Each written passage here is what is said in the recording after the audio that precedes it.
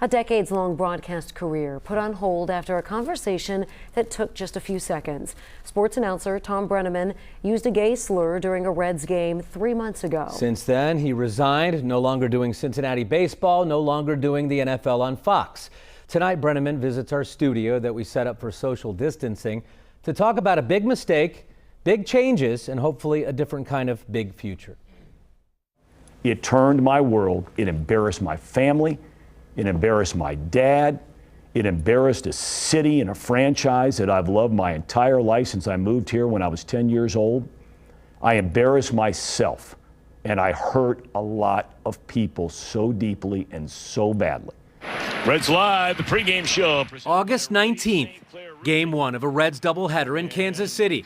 The open mic incident that might have closed the door on Thom Brennaman's 30-plus year broadcasting career.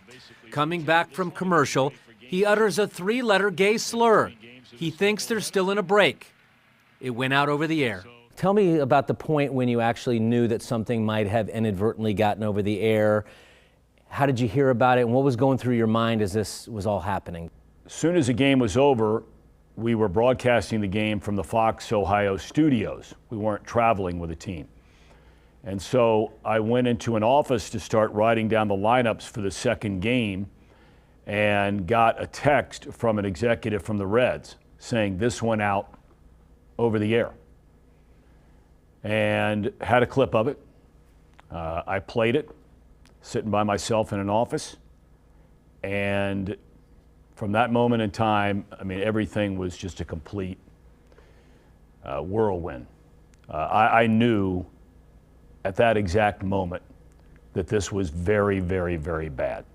After thousands of hours of TV in our living rooms, it's one 3-letter word shining the light on the culture of ignorance that so many are just born into. What I said was a terrible word. And I think it's a word that I know I've used before, growing up playing sports, growing up with your buddies, ribbing each other here and there in places as you get to be young adults and that kind of thing, but never really truly understood what that word means to so many people.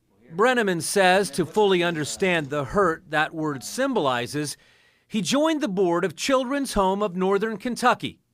It's the most highly credited children's home in a 7-state region, or so I'm told, that deals with gay children or trans children who have been thrown out of their house, Mike. Thrown out of their house. By parents who were not accepting. By families who couldn't come to grips with the fact that their child is struggling with either sexual orientation, gender identity, whatever it might be. And for those of us who are parents, if that doesn't hit you right between the eyes. Brennaman believes everything happens for a reason. He believes it's made him a better person. It's been an amazing journey. And I have no doubt it's part of a bigger plan. And I have had no doubt since day one, not for a second, I have had no doubt that this is going to end up being the best thing that ever happened to me. He didn't want to talk about the conversation that led to the slur. He said that it's all on him, and he just didn't want to get into it. You appreciate his honesty, brutal honesty there. He's starting a company, I think, a new company as well. So tell us a little bit about that. Well, it's called Dialed In, and he plans to speak with high-profile young athletes all across America on how one mistake can cost you a scholarship or a career, whether it be the spoken word or social media. And by the way, his first presentation was this past weekend. Bob Huggins invited him to West Virginia to talk with his basketball team. Yeah, certainly we all can take something away from what he's going through. One thing can change your life, whether you mean it or not. Time will tell on what happens with this whole situation. All right, let's talk about